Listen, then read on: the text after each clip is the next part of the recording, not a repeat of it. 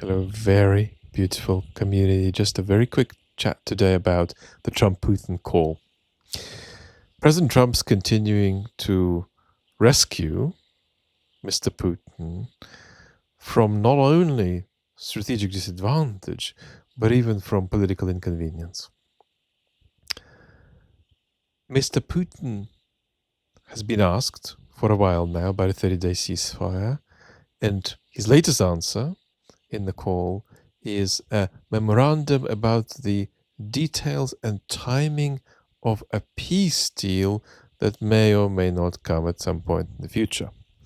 And Trump's response to that is to completely evacuate the business of applying sticks and just to ventilate a big, somewhat magical thinking-driven carrot about Russia and the United States having a wonderful relationship in the future, a kind of ill-defined alliance between Russia and the United States that somewhat stands against Europe. One thing that's very important to understand that the Western expert community hasn't consistently enough understood is that two things are simultaneously true. That the Putin regime, for regime security reasons, needs foreign escalation and, I would argue, war.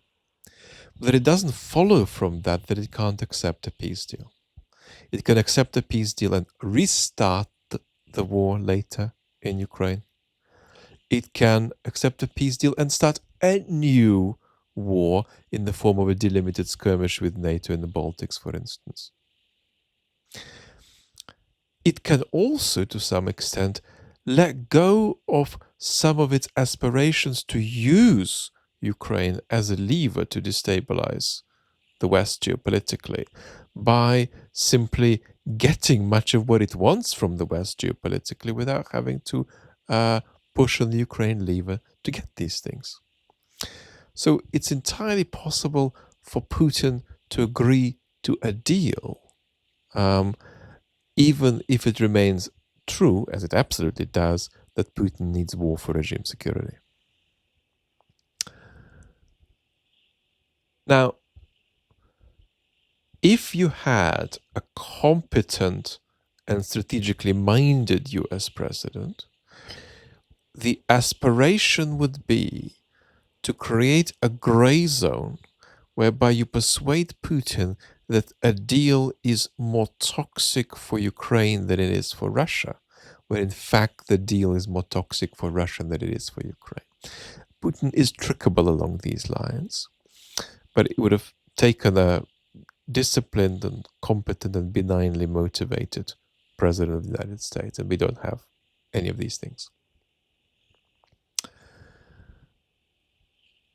Without that, you've got a situation whereby Putin is really only going to accept the deal if he thinks that Ukraine has been toxically demilitarized.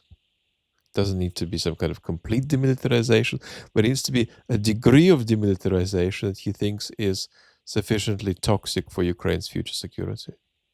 He'll also then want to be allowed to interfere in various ways in Ukraine's domestic affairs, such that it's brought about that Ukraine is closer than it might otherwise be to civic and political disarray at home. Again, Putin wants not territorial control over Ukraine, he wants ungovernability in Ukraine, so that Ukraine becomes either pro-Russian, or if it can't be pro-Russian, so it's in sufficient disarray and sufficiently demilitarized to, let's use Putinite language here, to bring it about that the initial causes of the war have been resolved.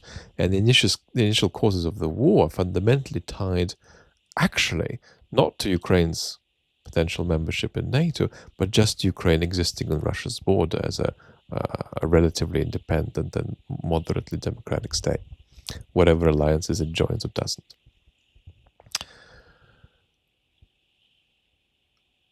Washington can't do much because Trump has neither the vision to inflict any kind of tactical defeat on Putin, nor the motivation to put Putin in a position where Putin has to sweat.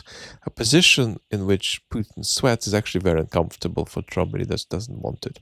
That's why you've seen complete evacuation in Trump's latest statement of even any pretense of using sticks against the Kremlin, sort of landing in a position where the stance of the United States is, dear Kremlin, make concessions. But if you don't make concessions, we will take action ourselves in the form of reducing our support for your adversary. That's where we are.